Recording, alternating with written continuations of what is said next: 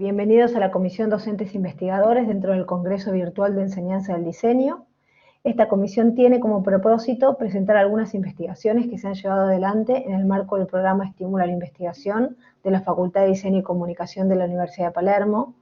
Este programa nació en el año 2011 con el fin de estimular la investigación tanto para docentes como egresados, fomentando esta práctica como un pilar central dentro de las actividades de la facultad, ya que consideramos que es fundamental que los docentes se mantengan en constante crecimiento a partir de la reflexión y la investigación de sus disciplinas.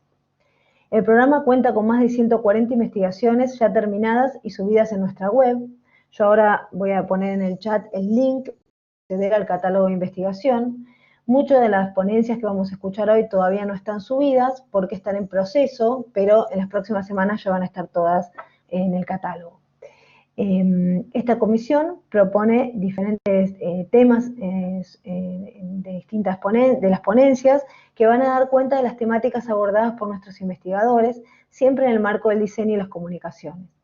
Ayer tuvimos otra de docentes investigadores y también presentamos, el anterior, el martes, el cuaderno número 102 del Centro de Estudios del Diseño y Comunicación, que es el resultado de los proyectos que se llevaron adelante entre el 2016 y el 2019.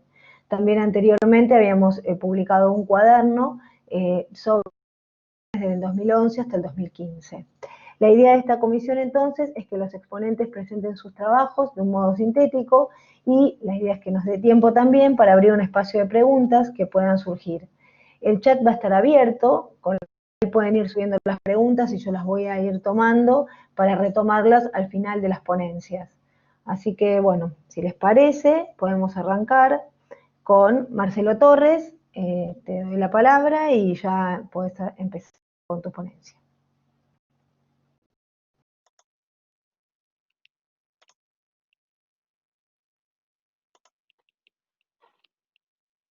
Bueno, ahí me escuchan bien, ¿no? ¿Se escucha, no, Mercedes? Perfecto. Sí, perfecto. Bueno, buen día a todos. La investigación que yo fui abordando durante este semestre es la temática del diseño y la educación patrimonial. Y tomé un caso de estudio que es la Reserva Provincial de Usos Múltiples de los Colorados en la provincia de La Rioja. Básicamente es un museo al aire libre entre los años 2009 y 2017. El objetivo principal de esta investigación era investigar el desarrollo del conocimiento del diseño proyectual sobre el patrimonio, y cuyos objetivos específicos era analizar los saberes que intervienen en la comunicación pública del patrimonio, estudiar las técnicas didácticas que se emplean en un museo in situ, articular los diferentes saberes, y acá estoy hablando de la gestión, plan de interpretación, la pedagogía, con el campo del diseño. El lugar es interesante porque en el 2009, cuando el Instituto Nacional de Antropología y Pensamiento Latinoamericano, que depende del Ministerio de Cultura, eh, aplica gestiones en el lugar a través de los estudios que hice. Bueno, el lugar se encontraba con un uso indiscriminado, no había una gestión propiamente dicha, el sector privado del turismo iba indiscriminadamente al lugar, poniendo en peligro el patrimonio cultural, histórico, arqueológico, lo mismo que había turistas que llegaban por su cuenta, las escuelas sin guías. Entonces, bueno, esto ha provocado un deterioro de los elementos culturales.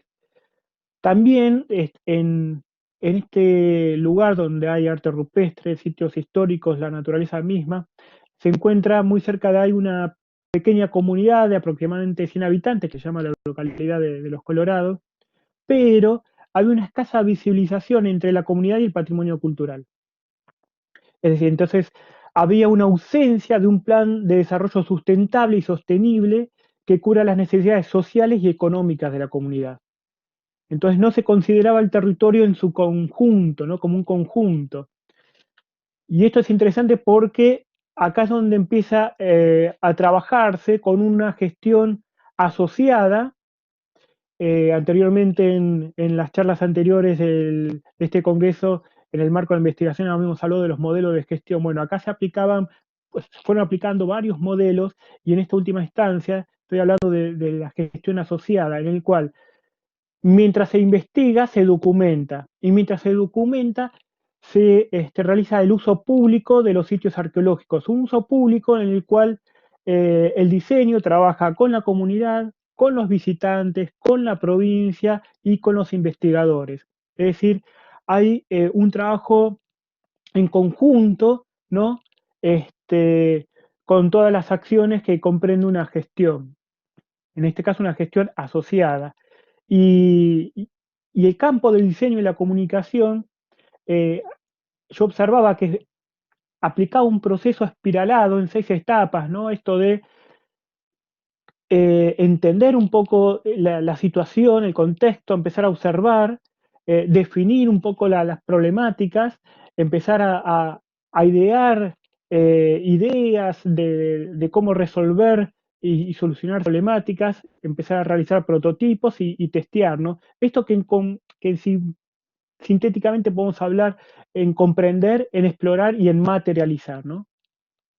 Cuando hablamos de comprender, acá me refiero a las 6 dimensiones de comunicación que menciona Chávez, ¿no? Es decir, los elementos culturales. Empezar a hacer un relevamiento, una selección de los elementos culturales para poner en valor, en el cual este, el diseño tiene que empezar a comunicar y de qué manera va a comunicar. Me estoy hablando acá de los sitios arqueológicos con arte rupestre, estoy hablando de una estación de 1800 que está abandonada, estoy hablando de la naturaleza propia del lugar, de sitios históricos, como es la cueva del Chacho Peñalosa, que es muy importante para la provincia de La Rioja. Por otro lado, identificar, a saber cómo se identifica la comunidad con estos elementos culturales, y la gestión realizada mediante técnicas proyectuales, ver con qué empatizaba más la comunidad. Y acá se encuentran unas casitas realizadas con rieles del ferrocarril, realizadas por los antiguos ferroviarios cuando se instalaron en la zona, estoy hablando de 1800, entonces que hoy por hoy, aún hoy, se siguen utilizando como viviendas, ¿no?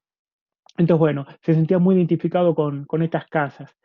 Y también, bueno, los antecedentes comunicacionales, otra dimensión de la comunicación son los antecedentes comunicacionales. En este lugar estamos hablando de que había prácticamente 3 carteles, pero que eran carteles que funcionan como señalética, donde estaba, con una flecha indicando dónde estaban el arte rupestre, otro lugar donde estaba la cueva del Chacho, y quizás un cartel indicatorio en la ruta. Y la otra cuarta dimensión de la comunicación es la imagen que tiene el visitante del lugar. Es interesante acá que, como no había estudios previos, se utilizaron 2 etapas. Una etapa más cualitativa, utilizando un mapa de empatía, es decir, qué piense, sienta, ve, oye y hace el turista, ¿no? Cuando llega al lugar. Y a partir de ahí, realizar eh, no todavía los carteles, pero sí folletos para los guías, que los guías iban a ser los mismos miembros de la comunidad. Y con estas pruebas viene una segunda etapa, que es un estudio más cuantitativo, en el cual se estudian al visitante, qué lugares visita el visitante. Entonces, según los estudios que proveyó el Instituto Nacional de Antropología, bueno, la Cueva del Chacho era la más visitada, después la historia, un poco el lugar, eh, después en menor medida el sitio arqueológico, la arquitectura, la naturaleza. Y bueno, pero esto sirvió muchísimo para empezar a armar estos prototipos de folletos que después, posteriormente, una vez testeados, iban a ser los carteles, ¿no? Los paneles para realizar todo este museo al aire libre, este museo in situ. Y acá tiene mucho que ver otro campo que es el campo pedagógico, ¿no? Es decir, lograr que el visitante haga conexiones con conceptos y objetos familiares para dar significado a las experiencias del visitante y que sea capaz de conectarlas con lo que ya conoce. Entonces, acá el diseñador tiene que entender cómo organiza el contenido en la cartelería, un contenido conceptual, procedimental, actitudinal, y, eh, y entender también los textos de información que influyen en, en un parque cultural al aire libre, es decir, el aspecto visual, auditivo, kinestésico, ¿no? Estamos, esto de estar inmerso en un contexto natural, con sitios arqueológicos, culturales, bueno. Entonces, el concepto que los diseñadores utilizaron en la gestión para unificar todos los elementos culturales fue el del descubrir, ¿no? Descubrir estos elementos culturales.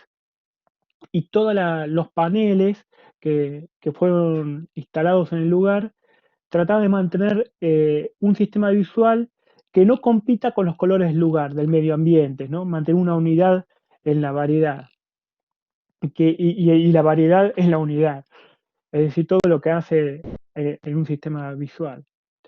Y después, bueno, en cuanto a los paneles, este, es interesante cómo no es lo mismo un aviso de revista que un panel al aire libre, en el cual tiene que haber, de modo muy similar, pero diferentes niveles de lectura. Niveles de lectura que tienen que comprender eh, en 30 segundos la totalidad de lo que se está observando. Según la museografía, aproximadamente son 150 palabras equivalen a 30 segundos de lectura. Entonces, hay niveles de lectura que es un primer nivel de lectura, que es el título, un segundo nivel de lectura, que es un poco la introducción, otro tercer nivel de lectura, que es ya más información específica, y puede haber quizás un cuarto nivel de lectura, ¿no? Y también observaba que estaríamos acá con un lenguaje bilingüe. Pues lo mismo también con la tipografía, los colores que sean contrastantes, el nivel de lectura también influye en el tamaño de, de- de los textos. Lo mismo que el sendero, que un sendero en 8 para que este, el turista no se choque con los que vienen y los que van. Y la información que sea multivocal, ¿no? Es decir, incluir a todas las voces de la comunidad, qué es lo que dice sobre el arte rupestre, sobre los sitios arqueológicos históricos, y también la información en cuanto al respeto por el patrimonio. Me parece que todo esto, y ahí ya voy cerrando, explicando todas las técnicas del grabado, eh, hacen que el diseño y la comunicación del patrimonio construye sus teorías incluyendo la antropología, es decir, entendiendo un concepto integral de cultura para establecer canales y promover la participación de la dinámica cultural, también de la museología para valerse de técnicas de presentación que provee la museografía y las teorías de conocimiento, es decir, el contenido de enseñanza enfocado en el otro. Y esto se observó mucho en el libro Visitantes, en el cual se observaba eh, las palabras de mantener, cuidar, preservar, conocer, el respeto, proteger, que era un patrón común en el cuaderno visitante. Entonces, bueno, me pareció que esta reflexión última invita a entender al diseño mucho más allá de lo que lo entendemos, ¿no? En el cual se incluye a la comunidad, al territorio, a la gestión, para aplicar un diseño proyectual en el patrimonio, en el cual se incluye la educación. Muchísimas gracias.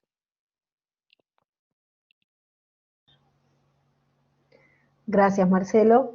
Bueno, si está preparado, Marcelo Folari, te escuchamos.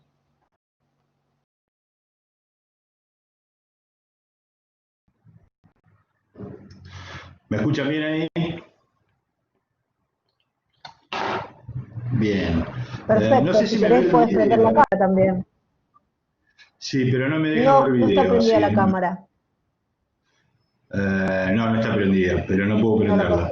No sé. A ver, pará, ahí vamos. Ahí está prendida, pero no sé si se ve. No se ve. Bueno, sí, podés igual, no, No no se ve. importa, Pero bueno, si querés igual empezamos. Escuchamos. Dale, arrancamos. Bueno, básicamente el trabajo que yo propuse este semestre se llama Ha muerto el rock y tiene como subtítulo Análisis de las posibles causas de la declinación del rock en el siglo XXI. Y surge a través de preguntarse por qué se habla de la muerte del rock, ¿no? Básicamente tratar de explorar estas visiones, argumentar ideas, formular preguntas, reflexionar un poco sobre algo que se empezó a hablar allá a mediados, no hace mucho tiempo atrás, digamos en el 2015, cuando se empezó a hablar de la muerte del rock como género musical. A ver, alguien me está poniendo un comentario. Bien, no, otra cosa. Bien. Bueno, la pregunta fundamental, o tal vez, yo no hablaría de hipótesis de trabajo, pero sí tratar de pensar por qué se habla de la muerte del rock, ¿no? ¿Quiénes son los que hablaban? Bueno, en primera instancia había que hablar que hablaban los artistas, hablaban los periodistas especializados, hablaron los melómanos de la música, la gente involucrada en el negocio de la música, y eso se debe principalmente a algunos factores que se venían viendo en cuanto al rock como género musical. Primero, la pérdida de vigencia en los charts, después la relevancia del rock clásico frente a los nuevos artistas del rock, y ahora voy a explicar qué es el rock clásico. Una industria y un negocio que estaba en permanente cambio, que tuvo una muy fuerte disrupción en el año 2000, a partir del crecimiento de lo que llamó Napster, o la descarga digital de archivos, o el compartir archivos en forma gratuita, que destruyó el negocio de la venta física de discos, CDs, cassettes, etc. Todos los cambios asociados a la tecnología en la producción y distribución en el consumo, y seguramente también otro de los puntos importantes en este trabajo tiene que ver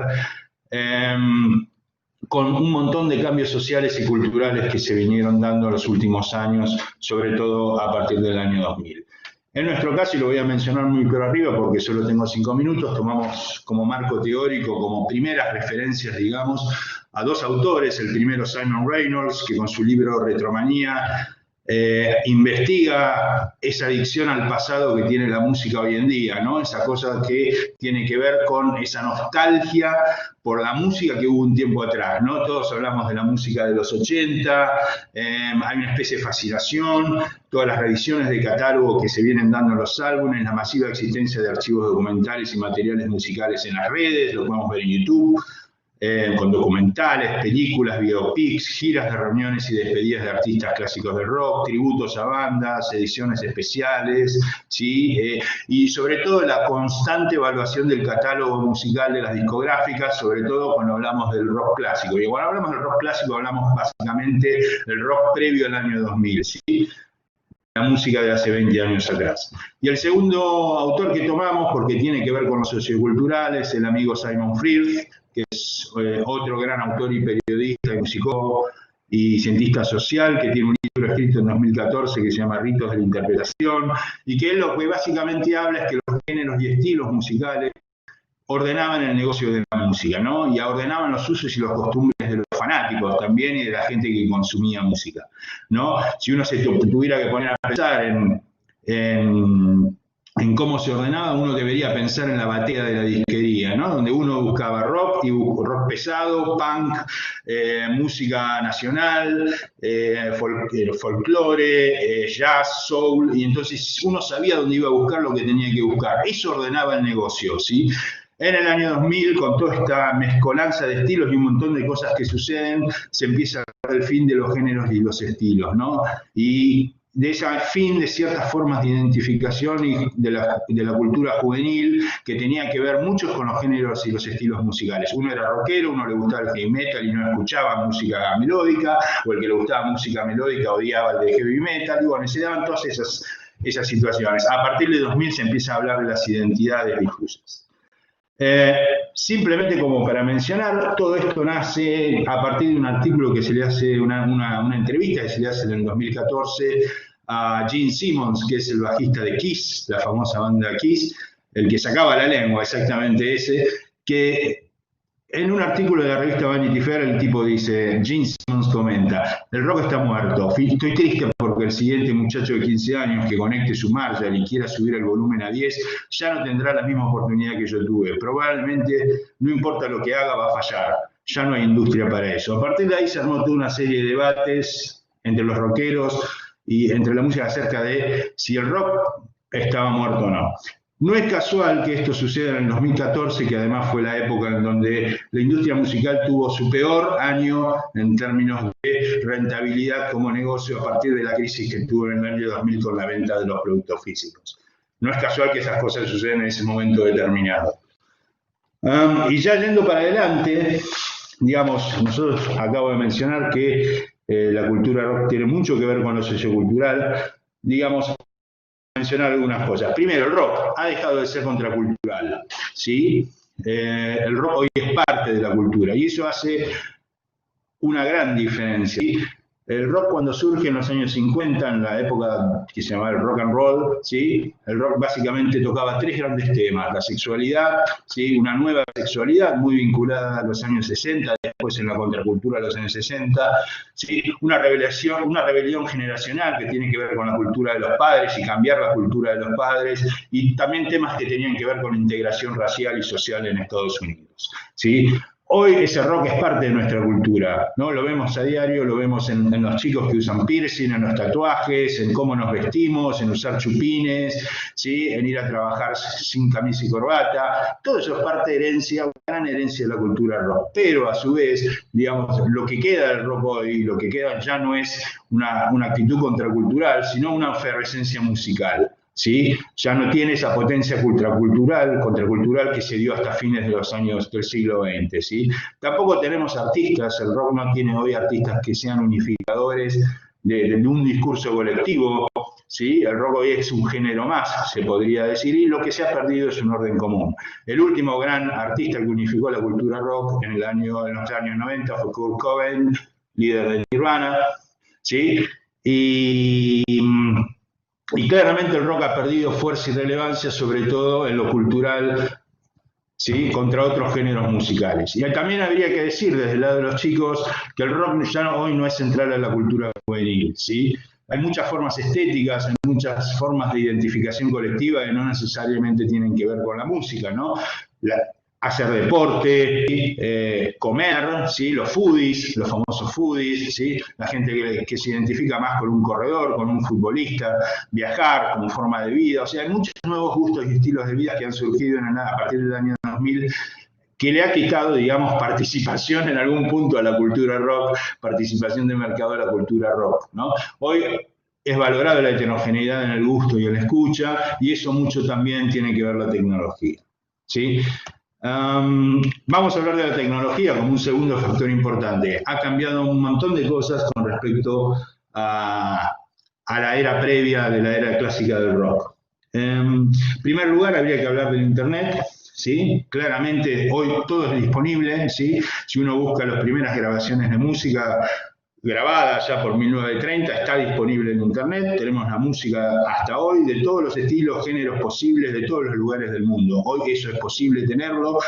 Si vemos Spotify, para nombrar un ejemplo de un servicio de streaming, tiene 50 millones de canciones, lo cual nos podemos pasar toda la vida escuchando música, nunca vamos a escuchar toda la música disponible que hay, ¿sí? Hay nuevas formas de producir la música, eso ha cambiado drásticamente con el surgimiento a fines de los años 90 de Ableton y Pro Tools como herramientas para grabación digitales. Digamos, hoy la grabación ya no es una cinta, no es un producto físico, sino es un archivo binario, un archivo digital, ¿sí? Ha cambiado la forma de producir. Hoy se habla de la intervención quirúrgica del productor musical, ¿no? El productor musical que está sentado en el estudio de grabación corta y pega, entonces deja lugar a algo que era tan caro del rock, que era la espontaneidad, ¿sí? No es el toque, el groove, el feel, ¿sí? Que tenía un artista, y se busca casi la perfección. Eso homogeneizó mucho el sonido y cambió completamente el sonido. Se elimina lo que se llama la emoción y se pasa a la etapa de la cuantización, que es esto que yo decía de cortar y pegar. Y lo que genera es que todo suene como más parecido también. Eso no es un fenómeno del rock, sino en general de la música como todo, ¿no? Otra cosa que tiene que ver con esto que decía Gene Simmons al comienzo, ¿no? El rock estuvo claramente asociado al crecimiento de la industria discográfica, ¿no? Hasta el año 2000, El crecimiento de la industria y de las compañías discográficas estuvo vinculado con los soportes físicos, el disco, el cassette, el CD, ¿sí? Hablamos de la pérdida de importancia relativa frente a otros géneros, hablamos de los millennials, hoy el rock no es mainstream, ¿sí? Hoy el género más popular en la música es el hip hop, ¿sí? Y el rock hoy compite con toda la historia de la música del mundo y con toda la disponibilidad. Estamos en tiempo, no llegué ni a la mitad. Bueno, voy a ir directamente a las conclusiones, si me das un minuto y cerramos. Bien, el rock no murió. Voy a darme un minutito más y lo cierro, pero ¿sí? Vive en una época y en un contexto diferente, ya no se venden discos, ya no es el de la industria discográfica, compite con otros géneros, es un género más, es el ejemplo de la heladería. Cuando uno va a la heladería y pide coco con dulce de leche, bueno, rock le pasa exactamente lo mismo, ¿no? Es un género más que uno puede tomar o no. Es un nicho de mercado con muchos subnichos adentro, es menos global, ese es otro punto importante que, bueno, no tenemos tiempo de tratarlo acá. Y hoy en la juventud no es mainstream, es mucho más mainstream el trap, el rap, etc. El rock hoy no es contracultural, ya dije, no tiene artistas que representen su estilo, le falta actitud. Hay muchos valores dando vueltas, es un gusto individual y compite con otras culturas. Y como último punto, voy a decir, ¿sí? Hablamos de la tecnología, no lo voy a repetir, y el rock después del rock clásico. Estamos en la era del rock post, el rock como repetición. Hablamos de post-grunge, post-britpop, neo-folk, neo-new wave. El rock hoy se repite, hoy el rock vende más el catálogo de los artistas que los artistas nuevos. Esto está muy claro, esto se ve en los análisis que se hacen de ventas de discos y el análisis que se hace de escuchas en los soportes digitales, ¿sí? Y todo eso habla, bueno, este proyecto es un proyecto que espero que se publique pronto, así que la verdad llevó bastante trabajo y hay un montón de fuentes disponibles y es muy interesante porque habla también de nuestra cultura y de nuestros valores y de la música que escuchamos, y yo como sociólogo, además de productor musical, me parece un fenómeno absolutamente interesante para estudiar como cualquier género musical y como representación de nuestra cultura. Gracias, hasta acá llegué. Genial, Marcelo, muchas gracias. Súper interesante. María Lucrecia Garaz, ¿estás lista? Porque venís vos. Sí, acá estoy. ¿Me escuchan? Bárbaro. Perfecto, si querés poner la cámara. Sí, sí. Ahí estoy conectando. Quieras, como quieras. Sí, sí, sí. A ver. Un momentito.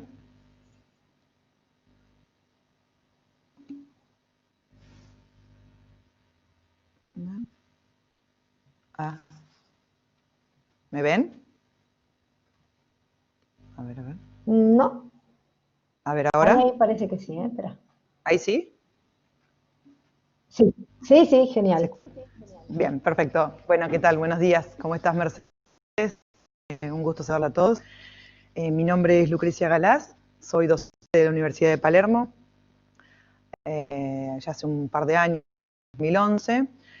Estoy en la carrera de diseño de modas y la materia que dicto es taller de modas 2, que es moldería, básicamente. Yo arranqué en la facultad dictando taller de modas 5, que es la última moldería. ¿Y por qué les cuento esto? Porque mi proyecto trata sobre la cuestión del cuerpo, prenda, del cuerpo humano hacia la bidimensión. Es un análisis que yo hago, un proyecto áulico que tiene que ver intrínsecamente con la materia que dicto, porque esta carrera de diseño de modas, la materia moldería, si bien es una materia que la ven a lo largo de toda la carrera y es, no sé si tan troncal como diseño de indumentaria, es súper necesaria para la comprensión y el generar indumento. Es como el ABC para el constructor, para el arquitecto, la construcción de un edificio, vendría a ser una comparación. Entonces, a lo largo de, ya sé, unos 6 años que estoy dando esta materia, se me ha generado ciertos, no complicaciones, sino como que veía que los alumnos del primer año de la carrera, la mayoría no tiene un conocimiento previo sobre lo que es la moldería. Entonces, esto dificulta a la hora de generar un prototipo, de armar una prenda. Si bien no es necesario que los chicos cosan el indumento, pero sí es necesario que sepan cómo hacerlo, cómo se estipula, cómo se arma un patrón de molde. Por lo cual estuve pensando y se me ocurrió hacer un ejercicio que lo llamo de la prenda a prenda, que es contar el cuento de atrás para adelante. No armar primero el molde, pasarlo a la tela y confeccionar la prenda, sino traer una prenda de las que va a materializar en la clase, moldería 2, moldería base. Se ve, no los quiero aburrir porque es multidisciplinar esta conferencia, pero bueno, vemos falda, camisa, con sus partes, digamos, cuellos y mangas. Entonces, la traen a la clase, la desarmamos y los tienen que redibujar, ¿sí? Ponen las partes de la prenda y tienen que redibujar lo que sería lo que es el geometral, que también es otra cuestión que no solamente la ven en moldería, también la ven en diseño de indumentaria y en otras materias más.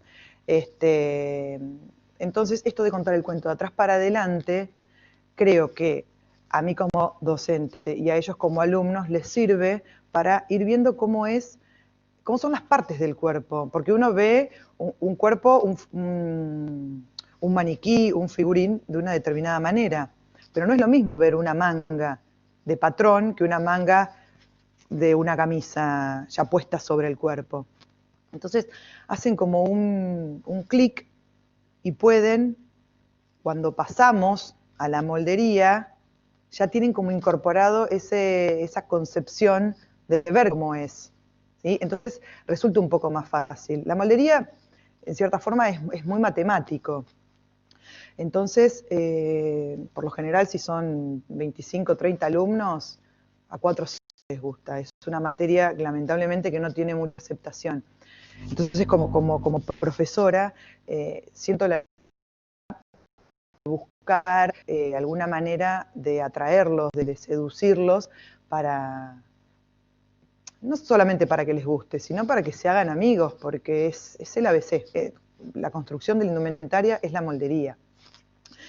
Entonces, este proyecto va sobre ese tema. Hice una especie de relevamiento, un poco de historia al principio, del hombre desde el Neandertal, de cómo se veía, de las necesidades para cubrir su cuerpo por la intemperie, en otros periodos por ornamentación, hasta llegar al siglo XVII y XVIII, que están los primeros escritos sobre lo que es el patrón de la moldería, que en realidad sigue hasta los días hasta nuestros días, porque habla de una escala proporcional de las medidas del cuerpo y una escala más industrial, que es lo que sería ahora. Nosotros en esta moldería en la facultad trabajamos con la escala, con una tabla de talles, que es lo que rige en el mercado. Pero también podemos hacer, de repente, si es como a pedido, es una moldería a medida, que de hecho a mí me parece súper interesante y siempre les digo a los chicos que moldería no es un ente aislado de la carrera de indumentaria, porque ven como todo que tiene que ver con el diseño, con la historia de la moda, etcétera, etcétera, y moldería. Entonces, cuando terminamos la clase, siempre yo les digo a los chicos, si tienen dudas, si tienen inquietudes de repente con diseño de indumentaria, pueden traerlas y podemos generar un prototipo. No sé si yo los ayudo a que puedan construirlo o desde sus casas. Porque de hecho moldería 2, más o menos en indumentaria, ven lo que estamos viendo en moldería. Entonces podemos trabajar en forma asociativa. También en este proyecto, cuando arranqué a armarlo, esta cuestión de clases remotas no estuvo disociado. Entonces, volqué algunas cuestiones, algunas cosas que me surgieron con respecto a este cuatrimestre, ¿no? Cómo fueron estas clases, porque este es un trabajo que yo ya lo vengo haciendo hace algunos años en Taller de Modo 2, y cómo fue hacerlo en forma remota, en forma clase virtual. Y a modo de conclusión, en cuanto al trabajo en sí y a las clases virtuales, yo encuentro muchos factores a favor, en realidad más que en contra.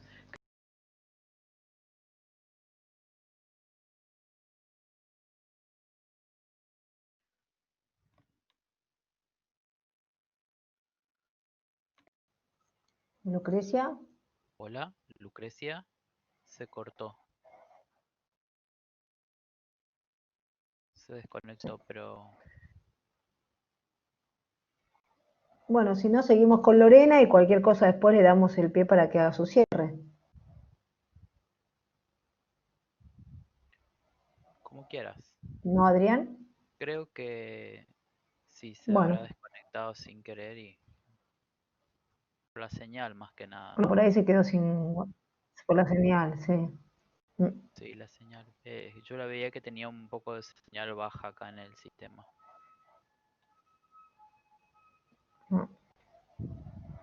Bueno, Sí. seguimos entonces con Lorena Steinberg. Ahí está uniéndose Lucrecia. Ahí se está uniendo Sí, Lucrecia. cuando les doy una recomendación, si ustedes ven que se corta, desactiven la cámara. Entonces lo escuchamos solamente. Ahí aumenta un poquito la señal.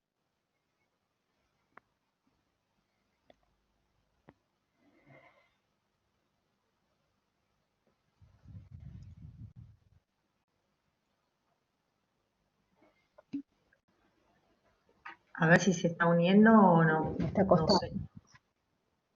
sé. Le está costando, me parece. Sí, Debe tener baja la señal. Sí. puede ser, sí, sí. Decirle que desactive su cámara.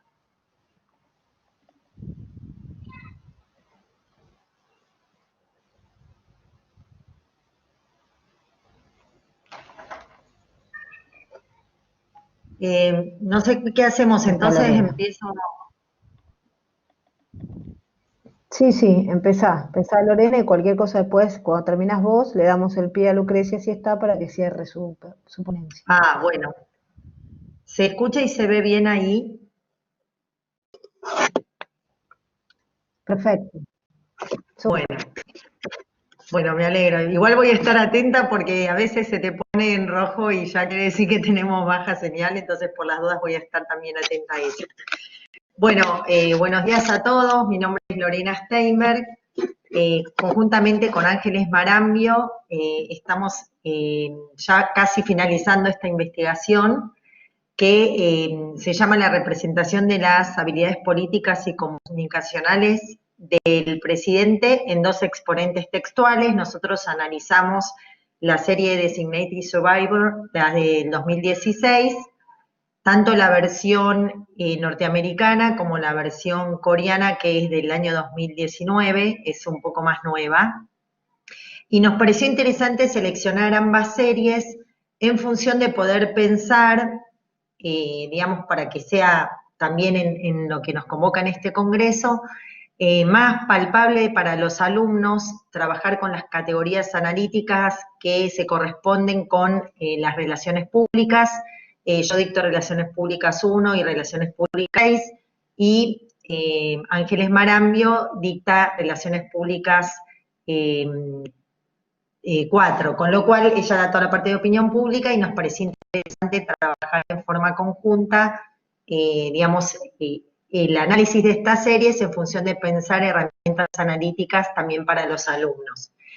Los objetivos que tuvimos en relación a la investigación tenían que ver con analizar estos dos exponentes textuales de manera tal de poder dar cuenta de cómo se da la representación de los actores principales en lo que es la comunicación política, como los periodistas, la opinión pública y obviamente los medios de comunicación y los políticos, y ver de qué manera estos actores sociales principales de la comunicación política estaban representados en las series. Por otro lado, también fue muy interesante y seleccionamos este corpus en relación a que estos dos exponentes textuales dan cuenta de dos funcionarios que inicialmente tenían un perfil más técnico, si se quiere, y uno era, digamos, secretario de Vivienda y Urbanismo y de profesión arquitecto, y el otro funcionario en lo que tenía que ver con la serie coreana también era un secretario también de vivienda y tenía un perfil más de formación en ciencias exactas. Entonces nos parecía muy interesante analizar cómo se representa en las series que ese perfil más bien técnico y ser funcionarios fueron seleccionados en función a su experticia, se los representa como dos funcionarios que no tenían ese perfil de, comillas, su saber o su experiencia más bien en el manejo de la política y del poder, y por otro lado también que supuestamente inicialmente ellos no manejaban estas herramientas vinculadas a las relaciones públicas. Entonces, en este sentido, esto nos pareció muy interesante por el hecho de ver de qué manera se representaba estas habilidades o no a lo largo o en el transcurso de la serie, ¿sí? Otro de los objetivos que teníamos tenía que ver con justamente poder comparar cómo fue cambiando esta transformación de los candidatos, digamos que por un tema de protocolar pasaron de la noche a la mañana de ser funcionarios, por ahí secretarios, ¿no? Que no están en un primer rango, pasar a ser presidentes por un tema protocolar de cada uno de los, digamos, de los procedimientos pautados en cada uno de los países. Entonces las principales hipótesis que nosotros vimos es que, bueno, en ambas series se representan los medios de comunicación como instituciones que inciden en la construcción simbólica de la vida democrática y el rol de la opinión pública que tiene en cada una de estas series también. Por otro lado, también nos pareció muy interesante ver que los políticos eran representados en una forma estereotipada en función de los siguientes rasgos, ¿no? Como ser el respaldo, la trayectoria que tienen cada uno de los partidos. No lo decimos tanto por estos funcionarios que llegaron a ser presidentes, sino también por toda la, digamos, el séquito de todos los políticos que están alrededor de ellos y que en muchos casos se aprovechan de su inexperiencia respecto al manejo del poder en virtud de sacar tajada para cada uno de los campos aún en el caso de quienes conforman el mismo gabinete o quienes son del mismo partido político, pero los desestiman por su inexperiencia. Y por otro lado, nos pareció también muy interesante la representación de los periodistas en función de, obviamente se representa toda esta puja que hay y que se prioriza por sobre todo en ambas series todo lo que tiene que ver con el posicionamiento de los medios en relación a la construcción de la agenda setting, en función de, bueno, obviamente tener la primicia, y se representan los medios, más precisamente en la versión norteamericana, se representa el hecho de que los medios priorizan una lógica comercial por una lógica más vinculada a la ética profesional en la difusión de las noticias, ¿no? Entonces se ve muchas veces todos los intereses creados en función a poder sacar determinadas primicias, aún atentando contra determinados principios éticos en lo que hace a la profesión, toda la lucha y la puja que hay en función de la competencia de los medios por notificar o no determinada información, aun cuando a nivel de la ciudadanía no sea lo más pertinente en la forma en que esto se comunica.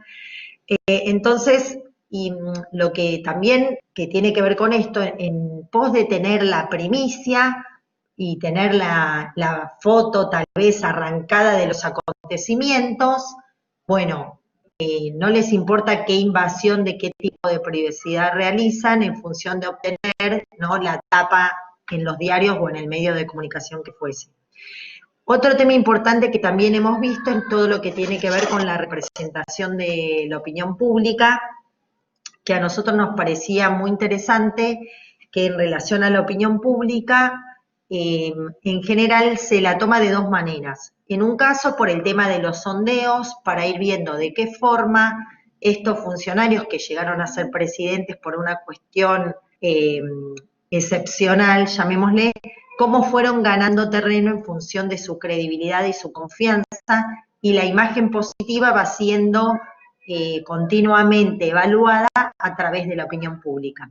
Y por otro lado, esa es una forma en que está representada la opinión pública en ambas series. Y por otro lado, también en ambas series está representada la opinión pública en lo que respecta a determinadas demandas sociales que se hacen por parte de la ciudadanía en virtud de la forma en que se puede llegar a resolver determinados conflictos que pueden tener que ver con, por ejemplo, digamos, conflictos en lo que refiere a, por ejemplo, lo de la ley de educación, conflictos que tienen que ver con los sindicatos, conflictos que tienen que ver con seguridad nacional, que eso pone en jaque el tema de difundir o no determinada información, que tiene que ver con una gestión transparente, pero por otro lado, está justamente en cuestión todo lo que tiene que ver con, digamos, si esa información es discrecional, y por otro lado, ¿qué hace la seguridad nacional? Bueno, si se comunica, si no se comunica.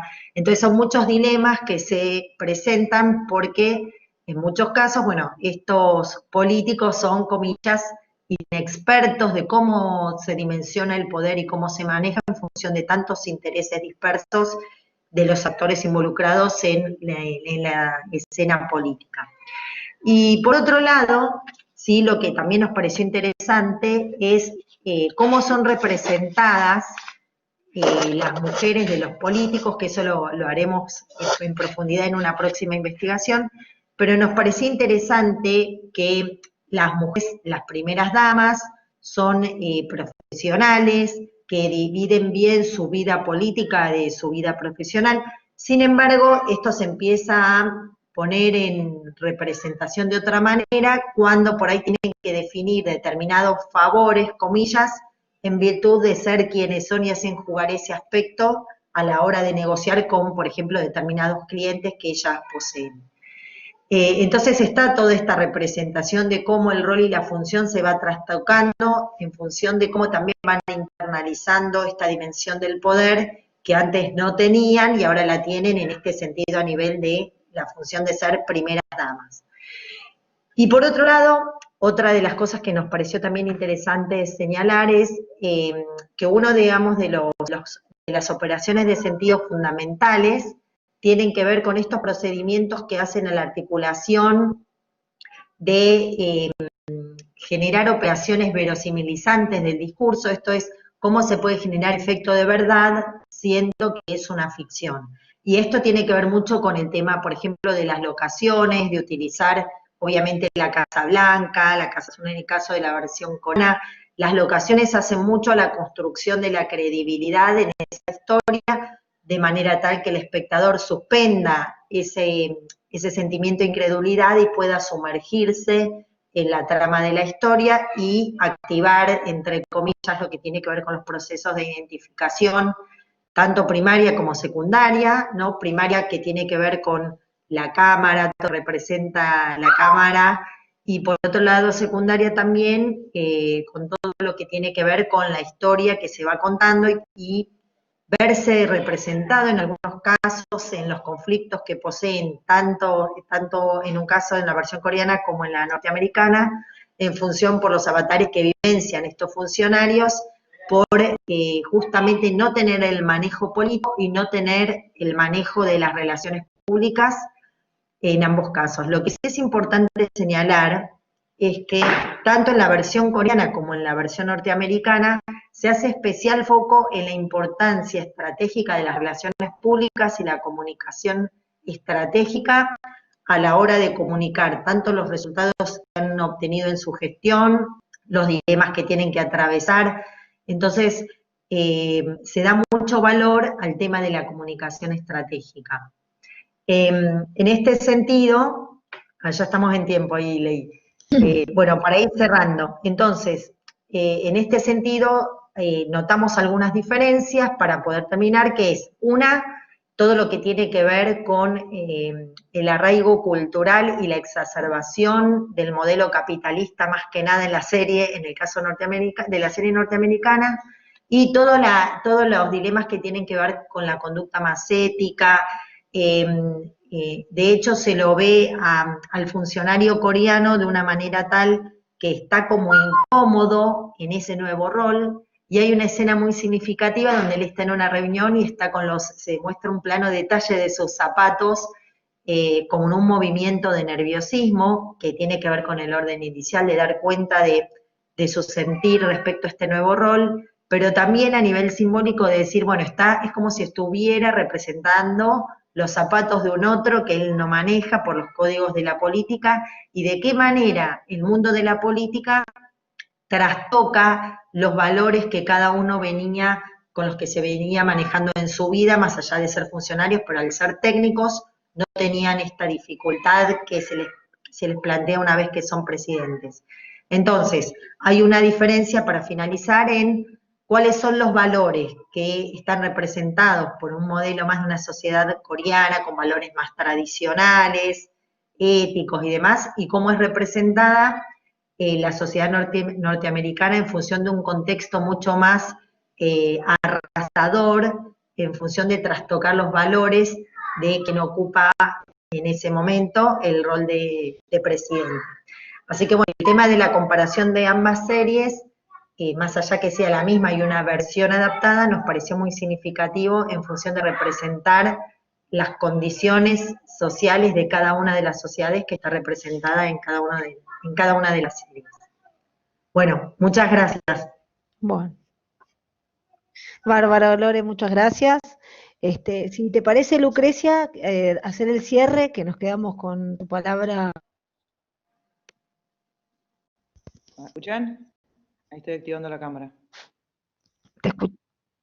Dale, y Lore, si quieres apagar la cámara ya. ¿Para un cachito? A ver.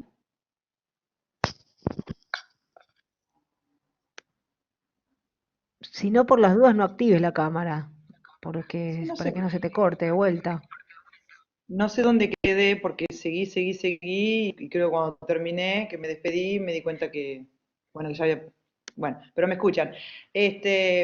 No sé bien dónde quedé, pero voy a hacer la conclusión con respecto a este trabajo, que si bien lo vengo haciendo hace ya algunos años, la verdad que funciona.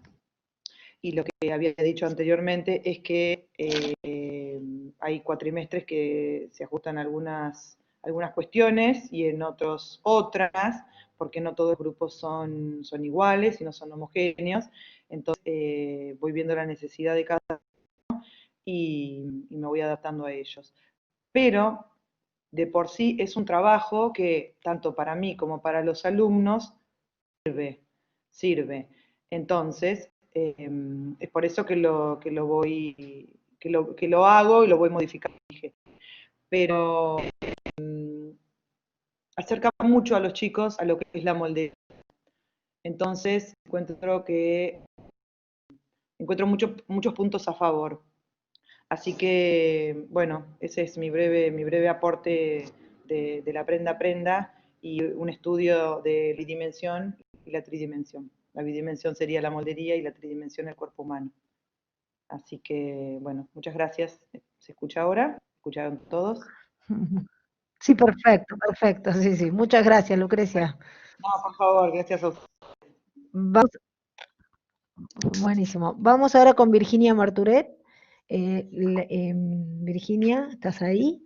Lo que les voy a pedir es que, porque estamos haciéndolo un poco más extenso las ponencias, pero cuando yo les digo que ya estamos en tiempo, les pido que vayan cerrando, porque si no, no vamos a llegar a escucharnos todos. Bien, perfecto. Bueno, hola a todos. Muchas gracias, Mercedes, por el espacio y por todo el desarrollo del proceso de investigación. Mi investigación está pronta a salir y bueno, lo que justamente trabajé y lo que vengo cerrando tiene que ver con justamente el desarrollo, entender de qué se trata la comunicación de alguna manera, de los movimientos feministas en Argentina, en este siglo XXI, ¿no? Entender que justamente cuando uno empieza a indagar en lo que se trata, en lo que consiste y lo que consisten estos movimientos movimientos, estas tendencias sociales que exigen una mayor representación de las mujeres en distintos espacios, principalmente creo que tiene que ver justamente con esto del espacio de poder que ocupa la mujer, bueno, lo que trabajo en todos los ámbitos, pero lo que trabajo puntualmente en investigación es cuál es el rol que ocupa la mujer en las empresas.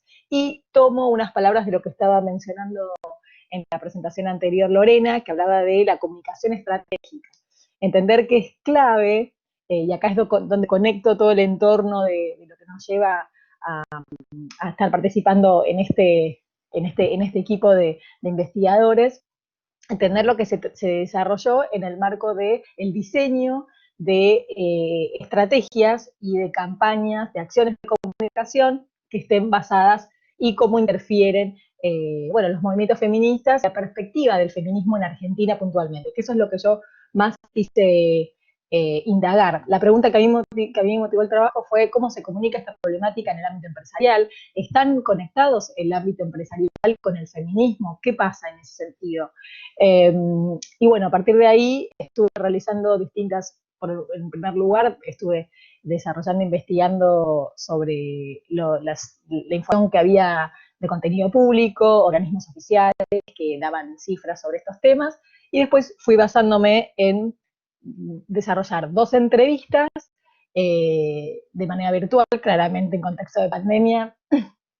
Fue invitar a participar a personas que trabajan en cuestiones justamente de sustentabilidad, de comunicación empresarial, y ver cómo ellos iban desarrollando este contexto de comunicar el rol de las mujeres en los espacios de las empresas, ¿no? Cómo lo comunican las marcas y demás. En este lugar, y en ese sentido, por ejemplo, una de las entrevistadas me hizo partir de una diferenciación que se veía entre lo que era hablar de feminismo en las empresas o hablar de perspectiva de género, que es algo que uno puede tomarlo como son similares. Sin embargo, cuando indago sobre esto en encuestas que también desarrollé distintas encuestas a un público de más de 100 personas, cada una de ellas enfocada en los dos aspectos que quería analizar en la investigación. Uno de los puntos que traté para la segunda encuesta fue consultarle a la gente si consideraba que la perspectiva de género era lo mismo que hablar de feminismo.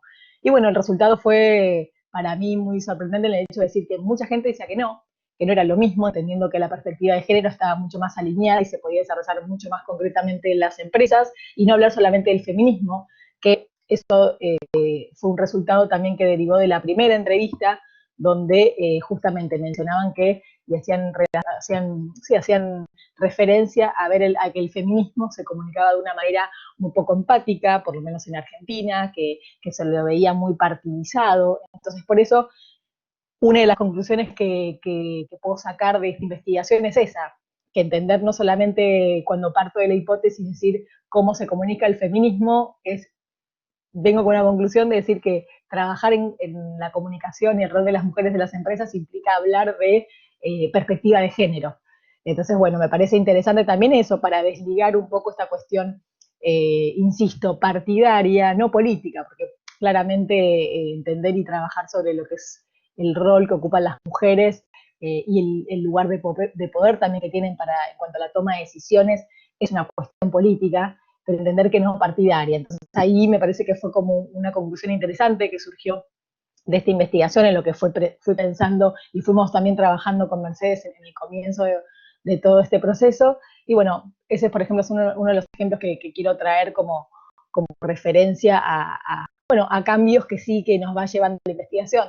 Después, respecto a esto mismo, cuando se hablaba de por qué no estaban asociados o por qué preferían hablar de perspectiva de género y no de feminismo, bueno, las respuestas tuvieron mucho que ver con la cuestión de la poca empatía o en el poco conocimiento o la poca explicación y comunicación, y acá es importante, vuelvo con cuál es el rol de las empresas en comunicar de qué se trata, es trabajar con perspectiva de género, de qué se trata trabajar cuestiones de feminismo. Si uno hace el paralelismo con lo que ocurrió en Estados Unidos, por ejemplo, cuando asume el presidente Trump, muchas empresas automáticamente no negaron en establecer que estaban a favor de ciertas cuestiones que implicaban, que pregonaba el feminismo.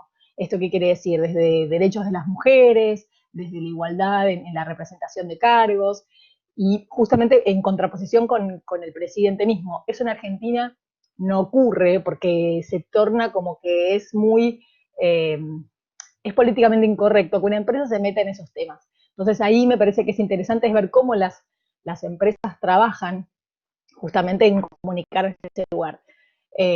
Hubo campañas que se desarrollaron en 2018 donde se mostraban, bueno, que eran campañas más que nada a nivel internacional, pero bueno, también se hacían referencia al movimiento Ni Una Menos de Argentina, donde el ejemplo que me viene a la mente es el de Nike, donde, bueno, justamente mostraban un grupo de mujeres con pañuelos verdes, ¿no es cierto? Y justamente haciendo referencia a lo que fue el debate en el Congreso sobre la interrupción voluntaria del embarazo. Entonces, bueno, ahí marcas se animaron a dar ese guiño a en qué lugar se ponían. Pero cuando vemos las empresas en Argentina, en ese sentido son un poco más reticentes a establecer o mostrar justamente su lado, de qué lado están, para decir de una manera. Entonces, lo que se trabaja es de manera políticamente mucho más correcta, en el sentido en que, bueno, justamente hacen relación, y me parece interesante también hacer una breve mención a ver cómo marcas trabajaron conceptos que tienen que ver justamente con mostrar que, por ejemplo, no existe solamente un canon de belleza, entonces trabajaron en favor de hablar de los cuerpos no hegemónicos que se mencionan, hablar de la gordofobia, trabajar con modelos de mujeres con distintos cuerpos, no hablar de la mujer real, o cuerpos reales, si era un debate, bueno, justamente en estos días la revista Caras, cuando hizo mención a la futura reina de Amalia de Holanda, y hablar no desde ese lugar, sino mostrar justamente desde una naturalidad de una belleza de las personas que escape a los estereotipos ya definidos, ¿no? Desde ese lugar, bueno, justamente me parece que es importante esas evoluciones que van haciendo las marcas, trabajar también con distintos modelos, incluso de la sociedad, no solamente hablar de un grupo binario, mujeres, hombres, y bueno, eso también es algo que me parece interesante, trabajar desde las diversidades, desde la inclusión, pero es una diversidad, una inclusión desde la normalidad. Entender que la diversidad no es solamente tener identificarse con un género distinto, sino diversidad es poder pensar de una manera distinta. Así que bueno, desde ese lugar y con el tiempo que se termina, esas son mis últimas conclusiones que quiero destacar. Bueno, la investigación es más larga, pero bueno, la podrán encontrar después cuando esté publicada. Y así que bueno, eso es todo, muchas gracias. Y bueno, entiendo que hay que trabajar con el rol de las mujeres, las empresas, con el rol de las mujeres, de una manera, con una comunicación estratégica y centrada en las tendencias del siglo XXI. Muchas gracias, Virginia. Muy interesante. Verónica Méndez, ¿estás ahí? Sí, hola, acá estoy habilitando la cámara, a ver. Dale.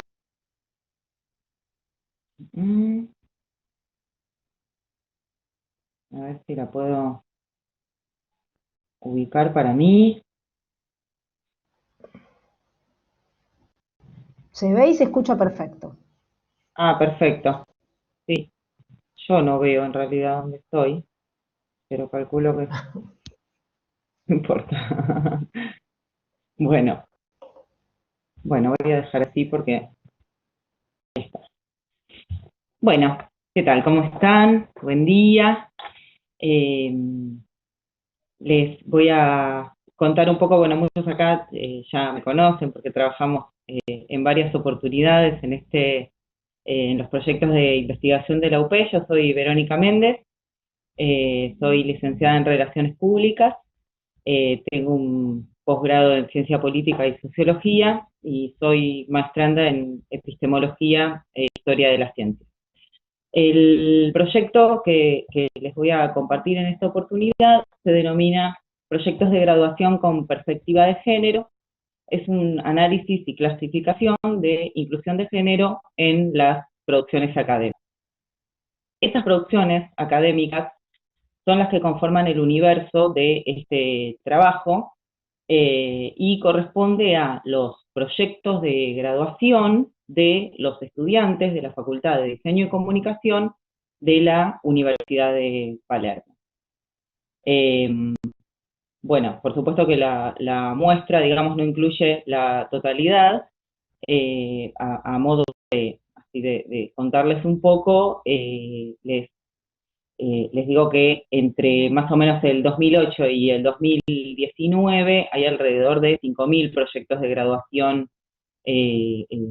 dentro de lo publicado por la universidad, y se decidió para esta muestra tomar el año 2018 completo, ya que la cantidad de producciones era más o menos equivalente alrededor de los años, y el 2019, si bien era el más reciente, era sobre el año que se estaba trabajando, no estaba todavía completamente cargado, entonces para tratar de considerándolo bastante reciente para la problemática que se iba a trabajar. En este sentido es importante considerar que la desigualdad de género es una problemática que está buenísimo que justo lo veníamos hablando acá con la otra investigadora. Es una problemática que a partir de mecanismos de adaptación que tenemos socialmente, puede esa problemática pasar inadvertida porque en las relaciones sociales se van generando la normalización de algunas prácticas, y que eso hace que si no nos detenemos, como hacemos las investigadoras y los investigadores, a observar específicamente un fenómeno, eso puede pasar inadvertido. Entonces, en ese sentido, esto es un poco la motivación de este trabajo, siempre respondiendo a una invitación que tenemos desde esta institución a trabajar sobre lo que es lo innovador, a trabajar sobre esos aspectos, digamos, que quieren, que se van a destacar, que todavía son recién aspectos que se están empezando a trabajar. Entonces, en ese sentido, lo que se busca es trabajar un tema que, si bien se conversa mucho, bueno, hay que ver hasta dónde está realmente profundizado, y como sabemos que la institución educativa de cualquier nivel, pero mucho más en el nivel universitario, es una excelente muestra de la sociedad donde esa institución se encuentra desempeñándose. Bueno, digamos, tiene esa particularidad, me resultó particularmente muy interesante. El objetivo general, entonces, de esta investigación lo que hace es centrar esos esfuerzos en el análisis en profundidad de la situación actual, del grado de inclusión de género y disidencias, ¿sí? En los proyectos de graduación que se han presentado en los últimos años, ya les conté un poquito de la muestra, y además, en una segunda etapa, poder establecer una especie de índice, o un índice de inclusión de género dentro de las producciones, teniendo en cuenta la construcción teórica y la selección temática de esos proyectos de graduación, y que esa aplicación del índice permita un poco verificar la coherencia entre lo que la sociedad representa como sus motivadores en ese momento, y cómo desde los estudiantes, que son los futuros profesionales, próximos profesionales, se va a realizar, ¿no? Teniendo en cuenta que los proyectos de graduación son producciones académicas que realizan estudiantes que están en su último año universitario, con lo cual están a pasitos muy breves de ser representantes nada menos que de nuestras disciplinas, ¿no? Entonces, teniendo en cuenta, digamos, que esto que denominamos la equidad de género, ¿no? Se encuentra, según diversos, digamos, estudios previos, pero entre ellos puedo mencionar la Cátedra Regional de la UNESCO de Mujer, Ciencia y Tecnología en América. Bueno, si bien, digamos, se conversa mucho, la realidad es que es un proceso que está en construcción desde una mirada sociológica. Es un proceso que, digamos, no está todavía cerrado, y por eso lo trabajamos tanto, y veo que en este lugar especialmente hay una muestra representativa. Entonces, bueno, muchas instituciones, atendiendo a esta demanda, establecen algunos protocolos, algunos programas, pero que están tal vez más enfocados en la cuestión cuantitativa, ¿no? Entonces, en definir, bueno, cómo están conformadas las posiciones jerárquicas, o cómo se establece un concurso docente, y tener eso en cuenta, cuáles son las carreras que están masculinizadas y feminizadas. Entonces se trabaja, digamos, más sobre la cantidad. Y eso da como resultado que, si bien la problemática está presente, se entiende como un factor que aporta en las instituciones calidad educativa e institucional, pero que aún no se considera como un requisito fundamental para la construcción de una sociedad inclusiva, digamos. Es como un plus que algunas instituciones tienen, ¿no? Entonces, bueno, las instituciones evalúan de diversas formas la calidad docente, la investigación, la equidad en los salarios, la cantidad de egresados por carrera, esto que les decía, de cómo están categorizadas las carreras, pero además hay cambios en la agenda que atañen a los intereses contemporáneos de la sociedad, y esto repercute en variables nuevas, es decir, los estudiantes nuevamente están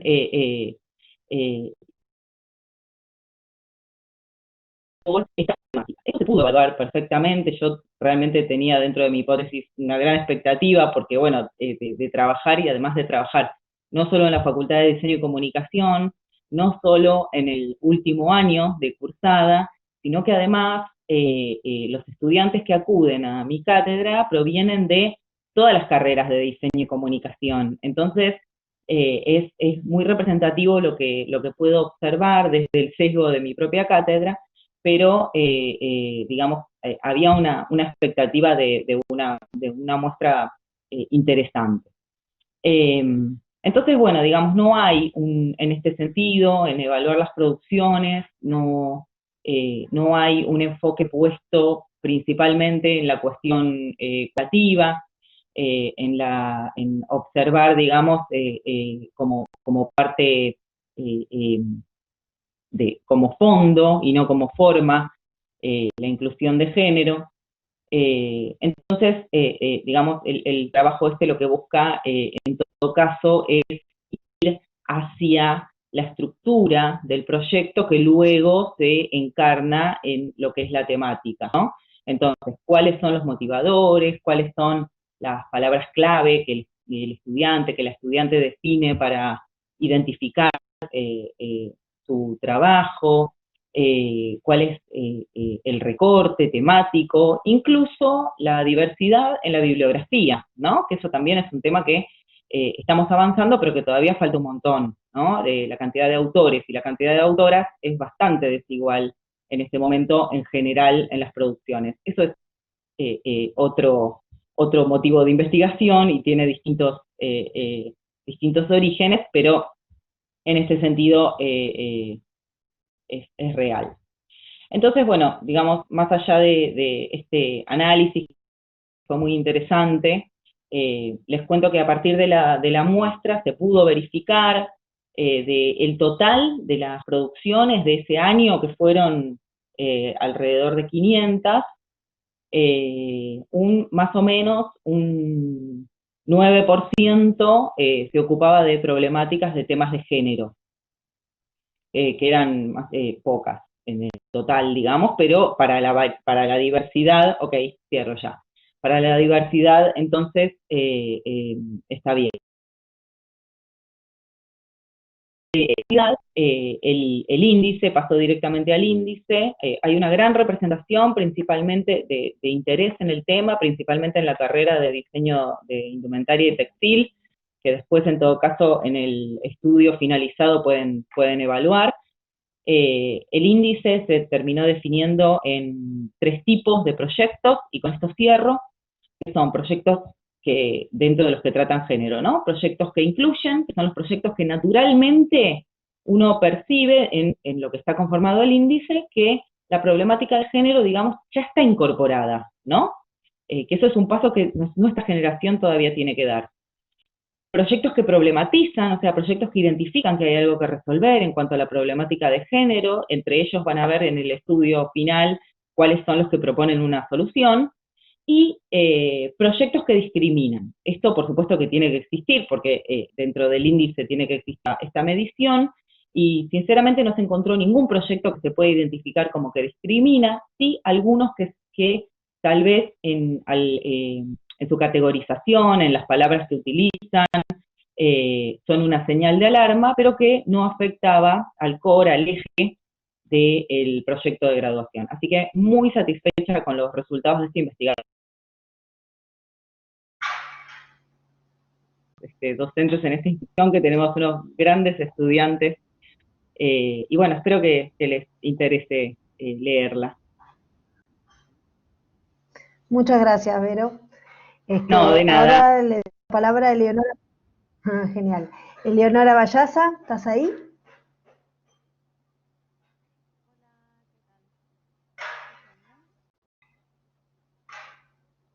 No, no se escucha bien, muy bajito, yo solo escucho bajito. A ver.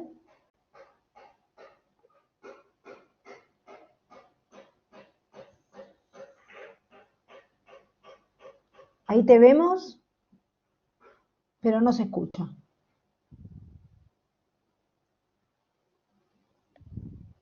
No, no, la estamos escuchando. No. Hacemos una cosa porque tengo miedo que no lleguemos. Entonces, Eleonora, trata de arreglar el micrófono, fíjate, y escuchamos a Claudio. Así escuchamos todas las ponencias. Claudio. Hola, ¿me escuchan? Hola. Sí, perfecto, Claudio, te escuchamos bien. Sí, sí. Pongo la cámara, pero no sé, por ahí después la apague porque ayer tuve problemas. Bueno,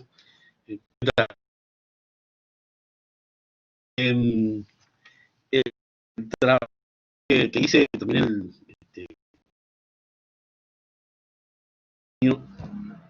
trata básicamente de análisis musical.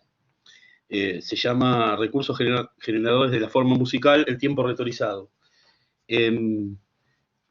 Trata de análisis musical, y en el análisis musical en general hay dos cuestiones que se describen: hechos, y el segundo es que se identifican procesos, o sea, transformaciones. Lo que yo había visto hace varios años de esto, o por lo menos lo que se cuenta, digamos, es que hay muchas palabras, digamos, y conceptos para describir hechos, agrupamientos, pero no para describir los procesos. Así que hace un tiempo que vengo trabajando en, para decirlo de alguna forma metafórica, enriquecer el vocabulario de palabras para describir esos procesos de transformación. Ya había hecho un trabajo anterior porque había identificado esos como figuras retóricas. Las figuras retóricas son mecanismos de transformación. Esto desde Roland Barthes, y se empezaron a tomar así, la retórica formal. Y en este caso, lo que estuve trabajando es cómo funcionaban esas figuras retóricas. Yo había hecho un cuadro de 16 operaciones, 16 casilleros donde entraban todas las figuras de la retórica musical. Y en este caso, lo que me pasó en un momento anterior, tengo que hablar un poco de la investigación anterior, es que, bueno, sí, la identifiqué operaciones, y al aplicarlos a un análisis musical funcionaba. El problema es que quedaban como meras cosas aisladas, quedaban como descontextualizadas. Me es difícil un poco, sin poner música y sin algunos gráficos, relatar un poco cómo es la investigación. Si me permiten, leo un breve escrito muy chiquito que es como comienza la investigación, y creo que se va a entender así. Recuerdo que a la edad de 8 años me gustaba realizar un juego bastante extraño. A la hora del noticiero del mediodía, yo el televisor Novex Micro 14, soy grande, ya soy viejo, ponía la oreja cerca de los parlantes y, controlando el volumen, hacía variar la forma dinámica del sonido. Realizaba aperturas y cierres bruscos. aperturas progresivas, cierres perfilados, dejaba mayor o menor cantidad de tiempo de silencio entre aparición y aparición. Si bien yo controlaba las formas sonoras, lo que estaba dentro de ellas, su materia, resultaba imprevisible. Las formas envolventes a veces estaban llenas de la voz del locutor del noticiero, e incluso en ocasiones llegaba a entender algunas palabras, pero como mi atención estaba dirigida a la forma, las voces resultaban ser solo eso, voces sin ningún sentido, pura materia dispuesta a ser modelada. Otras veces la envoltura se llenaba con música o con silencios. El azar generaba verdaderas sorpresas. Sin embargo,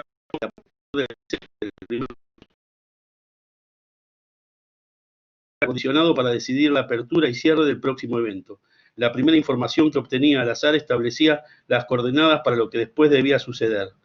Para decidir, por ejemplo, cuánta cantidad de tiempo estimaba necesario para volver a mover la perilla del potenciómetro. Recuerdo que cada envoltura me generaba una cierta intriga, cierta tensión que había que resolver, tanto con el silencio como con la forma que le daría al próximo evento. En otras ocasiones era yo quien por medio de los silencios provocaba intencionalmente expectativas. Muchos años después supe que lo que hacía en ese juego eran verdaderas piezas de música concreta. Con esto lo quise leer ahora para resumir un poco y no tener que hablar tanto sobre lo que tiene que ver con esta investigación. Ya desde hace tiempo, por lo menos la música occidente,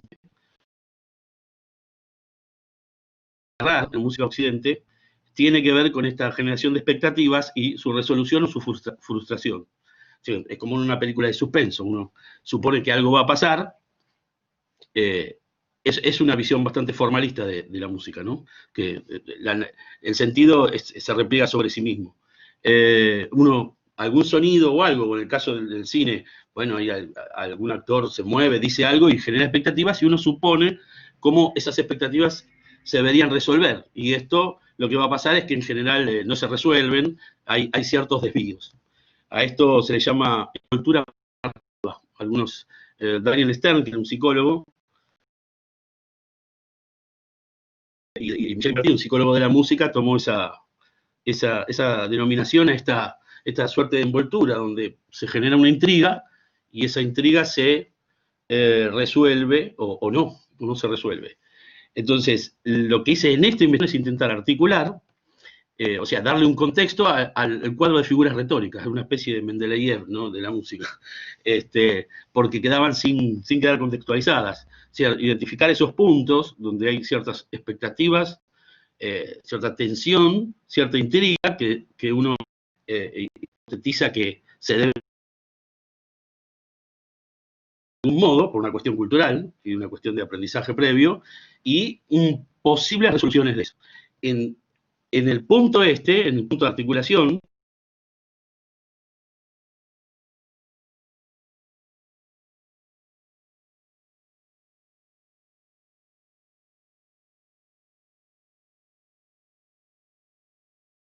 lo que quise hacer es articular esta idea de envoltura protonarrativa con las 16 figuras o cuadros que yo había encontrado de procesos o figuras retóricas en la investigación anterior. Y bueno, realicé eso, muy difícil encontrar los ejemplos, porque en realidad tiene un alto grado de abstracción lo que hice, y habría que hacer ahora otra investigación nueva, buscando muchísimos más ejemplos y constatar esa serie de hipótesis de trabajo. Si ese cuadro que yo hice ahora funciona, bueno, entonces la investigación es potable.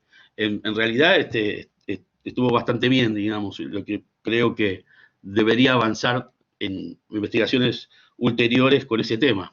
Bueno, yo no sé si se entendió muy bien, digamos, es muy difícil sí de escuchar a veces esto.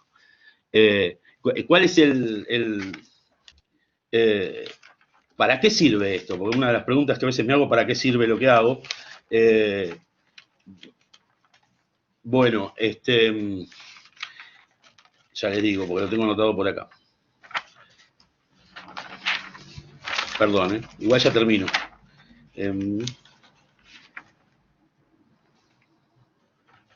Bueno, no lo encuentro. Ahí está. En realidad lo que, como dije antes, casi todos los trabajos que yo hago tienen mucho que ver con enriquecer un vocabulario de palabras para... sí, ya sé. Un vocabulario de palabras para describir fenómenos,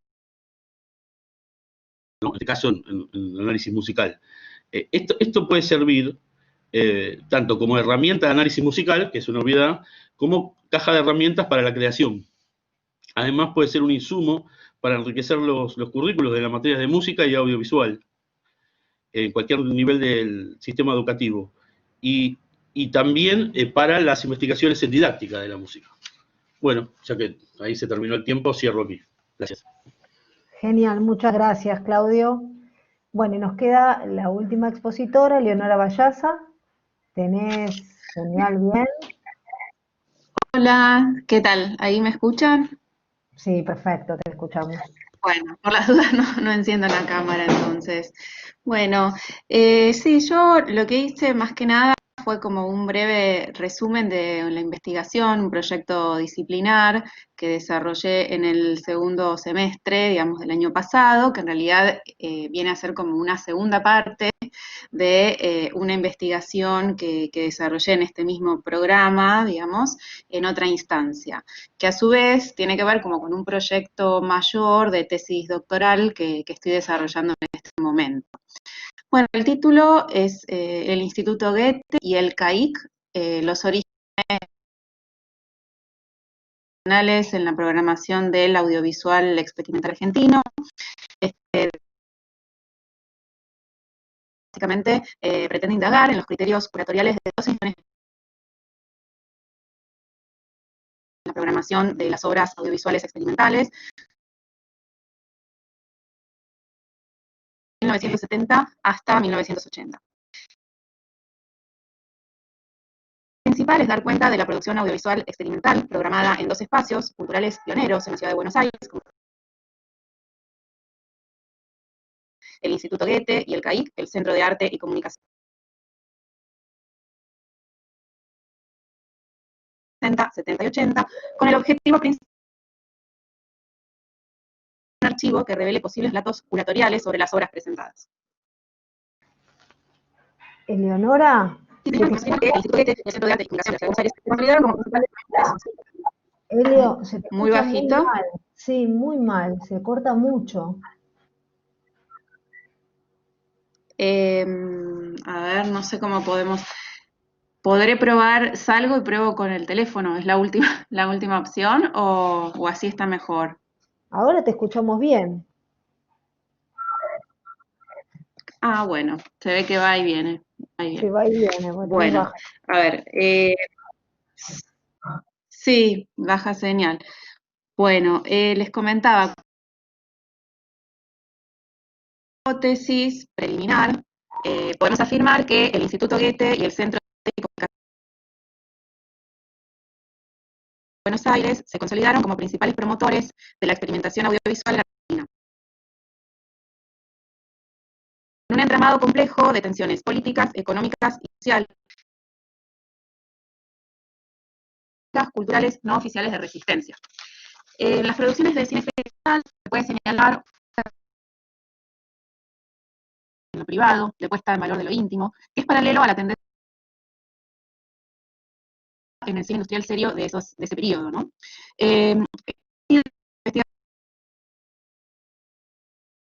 Continuar con la puesta en valor de esta producción artística que escapa al canon estético de la historiografía del cine argentino contemporáneo. Las que formaron parte de este denominado grupo Goethe fueron al mismo tiempo los más radicales en términos formales. Pues cometimos un repliegue sobre lo íntimo, lo privado, como contraposición al terrorismo de Estado. Hacia 1984, con la llegada de la democracia, los nuevos soportes audiovisuales, como el video, y el cambio del rumbo de la gestión del instituto, podemos confirmar que esto concluyó en la disolución del grupo Goethe. El Instituto de Itela ocupó otro espacio importante en el desarrollo de esta producción experimental audiovisual, en el marco de la inauguración de La Menezunda, de Marta Minujín, en 1965 en el Ditela, se proyecta por primera vez en Argentina una muestra dedicada al New American Cinema. Entre los films que fueron proyectados se encontraron obras audiovisuales de Andy Warhol, Stan Brakhage, Lionel Rogozin y Jerome Hill. Se programaron estos films dentro de un nuevo espacio dentro del Instituto de Itela denominado Centro de Experimentación Audiovisual. Este espacio duró poco tiempo, pero el cine experimental continuó desarrollándose dentro del Ditela de la mano del artista Oscar Boni.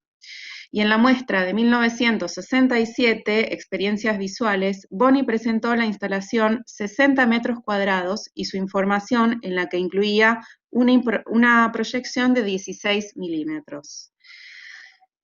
Un antecedente dentro del marco teórico que luego verán, digamos, cuando se publique, ¿no?, en el cuaderno la investigación completa. Uno de los antecedentes que yo trabajé como marco teórico de la investigación es uno realizado por Andrés de Negri en el 2012, en donde se menciona la creación del CAIC, Centro de Arte y Comunicación, en 1970, dirigido por Jorge Glusberg. Mismo se contaba con un circuito cerrado de TV permanente en blanco y negro, y los realizadores audiovisuales que provenían más bien del underground, o sea, el circuito, el circuito de las políticas oficiales, hay un espacio donde podían, en algunas ocasiones, en un ámbito diferente a los habituales del 10 encuentros internacionales de video, 10 ciudades distintas del mundo. Sí. Estos aportes a la escena audiovisual, el CAIC no propició producir una escena sólida electrónica, pero para las propuestas de cine experimental,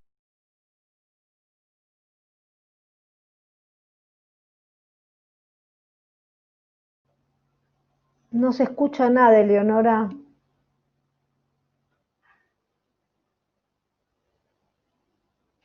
Se perdió el audio.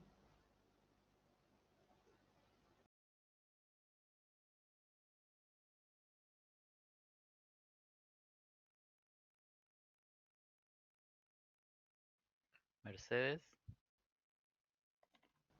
Sí, Adrián.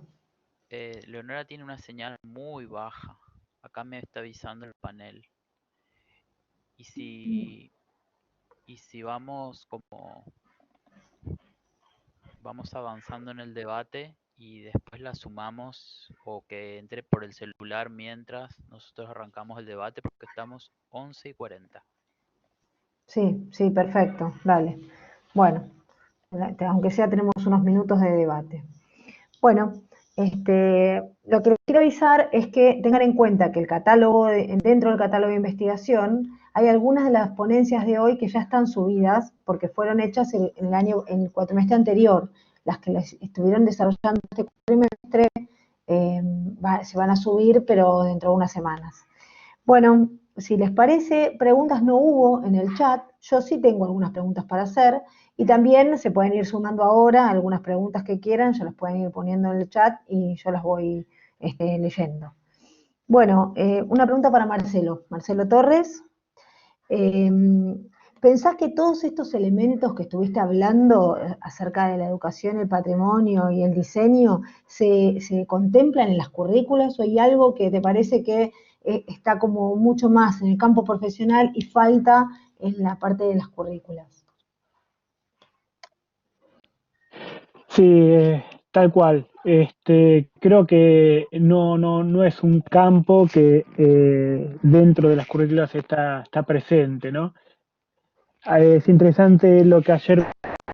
Son campos que están en desarrollo y me parece que justamente es una disciplina que se está abriendo de a poco. En el campo del diseño no está del todo desarrollado, se está quizás abriendo en campos de la museografía o quizás en las carreras de turismo. La carrera de turismo se llama planes de interpretación, las carreras de museología se llama museografía, o quizás también en algunos ámbitos del diseño se llama diseños de exhibiciones, pero está como muy fragmentado y muy delimitado a lo proyectual. Cuando hoy por hoy estamos viendo que los profesionales, estoy hablando de gestores, de antropólogos, sociólogos, están requiriendo una visión mucho más amplia en la gestión. Entonces, me parece que amerita justamente una investigación mucho más amplia según las necesidades que están teniendo los profesionales, en el cual el diseño ya no entra en el último eslabón, porque esto también vale mencionar que el diseño en este tipo de gestión estaba entrando, por ejemplo, en la última instancia de una gestión. Es decir, se hacía toda una documentación, una investigación, y a lo último se llamaba a un diseñador para que realice los paneles. Es decir, entraba a lo último y sin un conocimiento previo de todo el proceso. En cambio, hoy por hoy lo que se está haciendo es que ya conformar un equipo en el cual el diseñador ya está inmerso en el equipo y participa en todo el trabajo de gestión. Y ahí es fundamental el trabajo del diseñador. Tan fundamental que prácticamente ya empieza a trabajar aportando soluciones creativas, métodos creativos, desde el inicio. Entonces me parece que es un campo que se está haciendo camino y bueno, y es muy interesante y enriquecedor, ¿no? Porque justamente ya es una gestión asociada, no es una gestión que lineal, ¿no? Sino es justamente multilineal. Y esto lo está abarcando mucho lo que es el design thinking, pero en varios ámbitos, como en el caso del patrimonio. Gracias, perfecto, Marcelo, claro, es lo que yo, escuchándote, pensaba en eso, digo, claro, es una mirada como mucho más multidisciplinar y más del proceso de la gestión entera, el lugar que ocupa el diseñador. Genial.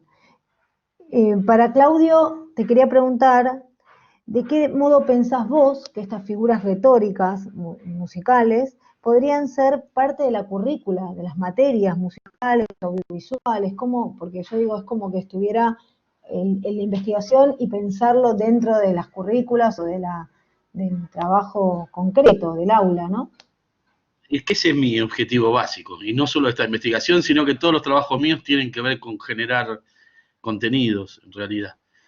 Si ahí falta algo, bueno, llenarlo, y sí, creo que la manera de cómo, y bueno, cuando uno hace análisis musicales, la música es para mí parte del diseño, y es la más formal de la, como decía Benedetto Grossi, de las artes, digamos, ¿no? Es que es un lenguaje que se repliega a sí mismo, su significado está como replegado hacia sí mismo, no se refiere a nada exterior. Por supuesto que sí, uno asocia, pero digamos, le puede aportar incluso a otras dimensiones del diseño, ¿no? Yo creo que mi objetivo es ese. ¿Cómo? Y muy fácil. Ya de hecho, les digo, se está aplicando en algunos conservatorios esto que estoy haciendo. Por suerte, de algunos amigos. No es que digamos, sea popular ni nada, pero les ha interesado y están aplicando en algunos conservatorios. Esto partió, por eso puse esto que cuando yo era chiquito y todo eso, es más literario que otra cosa, partió de cuando yo hace muchos años enseñaba en Jardín de Infantes. Venía de una orquesta sinfónica. Y me di cuenta que tenía que ver lo que hacían los chicos en el Jardín de Infantes, que soltaban, corrían, paraban con la música, digamos. No tenía mucho que ver, y realmente no tiene mucho que ver todo eso. Y ahí se te va la voz. Entiende que se puede agregar algo, o sea, repetir, sacar algo, elipsis, intercambiar cosas, y eso es lo que opera adentro de la música como cualquier otra, en toda la narrativa, digamos, ¿no? No sé si te contesto con eso, sí, pero no, sí, es mío. El éxito mío en mi vida sería que esas cosas alguna vez estén en los currículos de un lado, digamos. Sí, totalmente, es eso lo que estoy haciendo. Soy psicopedagogo, de hecho, el primer título. Claro, sí, perfecto. Muchas gracias, Claudio. No sé si alguno de los expositores tiene ganas de sumar algún comentario o algo de sus presentaciones que les haya quedado sin decir. No sé si Leonora se pudo conectar. Ahí está Marcelo. Dale, Marcelo Folari, te escuchamos. Gracias. ¿Me escuchás ahí? No, quería agregar lo que puse en el chat, un poco lo que menciona Claudio, simplemente para darle un poco de debate, que es interesante. Hubo toda una movida en general en los 80 que tiene que ver, y después siguió con una versión más artística de la música rock, sobre todo en Europa y en Inglaterra, que tomaban muchos elementos del diseño. Bueno, de hecho hay bandas increíbles como Bauhaus, por ejemplo, ¿no? Y que justamente le trataban de buscar la vuelta a una visión mucho más artística de la música y sobre todo el rock más tradicional, americano, macho, hablando de temas de feminismo también. Entonces, justamente toda esa movida es interesante lo que él está planteando y siempre hay elementos que tienen que ver con otras cosas, con lo artístico, con el diseño, con lo arquitectónico, que se pueden influir y se pueden tomar como elementos a analizar incluso desde lo musical. Nada más que eso para... Genial, buenísimo, Marcelo, gracias. Bueno, y no está Eleonora, que me gustaría para que ella pueda dar un cierre de su presentación. ¿Está conectada, Adrián? Hola, no, Eleonora abandonó la sesión. Ah, Debe se ve estar que... con problemas de señal, sí. Claro, claro. Bueno, Hola. y por último tenía una pregunta para Lucrecia Galás. ¿Qué pasa con estas reflexiones que vos hiciste en el marco de la cuarentena y la modalidad online? Un poco vos algo nombraste, pero si pensaste algo o si se te surgió algún cambio o algo de tu perspectiva con todo esto que pasó, ¿no? ¿Me escuchás, Mercedes? ¿Me Te escuchan? escuchamos, sí, sí. Bien, estoy activando la cámara también. Vos sabés que me resultó algo, algo singular el tema de la cuestión remota. Al principio tuvimos 2 clases, 2 semanas de esenciales y no recuerdo bien, pero fueron después 2 de preguntas de los chicos de cómo seguimos, qué es lo que va a pasar. Y al principio pensé que iba a ser como una cuestión prácticamente, no sé si imposible, pero muy difícil. Es una materia muy práctica la moldería, es una materia que necesitamos como del contacto, no sé si el contacto sí, físico, porque manipulamos herramientas tridimensionales, la cosa de pasar por las mesas, de ver qué es lo que están haciendo. Y resulta que fue todo lo contrario. Noté una participación muy despierta. Los chicos no faltaban a las clases, hacían preguntas. Me pareció que esto de la cuestión remota activó y los hizo ser más partícipes, como con más ganas de aprender. Yo no sé si es porque nos encontrábamos en estas 3 horas y 15, por más que hayamos habilitado, en mi caso, bueno, el mail siempre lo doy, pero el teléfono, por lo general, un WhatsApp es más privado, entonces no, pero en este caso sí, se armó un grupo, y por fotos, videitos, la verdad, no suplanta el tema de la cosa, de la cuestión presencial. Yo la sigo extrañando muchísimo, pero no, era los lunes de tal hora a tal hora, nos manteníamos en contacto y esta plataforma Blackboard me pareció brillante, una cosa, no sé, para aplaudir de pie. Siento que fue el contacto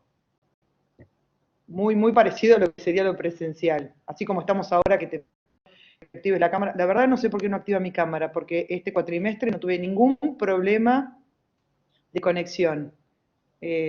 Pero sí, hubo algunos cambios.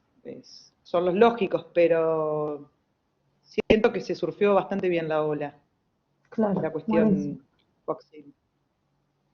Sí, de hecho, en otras comisiones que participé y todo, se hablaba mucho del tema de la colaboración entre estudiantes, ¿no? Como que hubiera hecho Sí, un cambio ahí, en donde los estudiantes se hicieron también cargo de los proyectos de los demás, no solamente de los propios. Así que bueno, sí, muchas gracias, Lucrecia. sí, en mi caso fue así. No es que armamos un grupo conmigo, pero todos tenían el teléfono. Yo me comunicaba con una alumna y le pasaba la bibliografía, y bien también a la plataforma, pero sí, muchos escribían y sábado, domingo, cualquier momento, pero bueno, creo que la solidaridad en estos momentos también son súper importantes, ¿no? Sí, se vio. Bueno, tenemos que ir cerrando. Entonces, les agradezco infinitamente las presentaciones. Fueron muy interesantes todas, muy interesantes las investigaciones también. Agradezco a todos que hayan participado. Y ahora te doy la palabra a vos, Adrián. Sí, Mercedes, ¿me escuchan? Sí. Bueno, queremos agradecer tanto a los expositores como a los participantes que nos acompañaron en esta comisión, a vos especialmente por coordinar esta comisión A15 de docentes investigadores. Y les recordamos que todas estas comisiones de la semana se graban y estarán subidas en nuestro sitio web a partir del 18 de agosto. Así que tengan una buena jornada.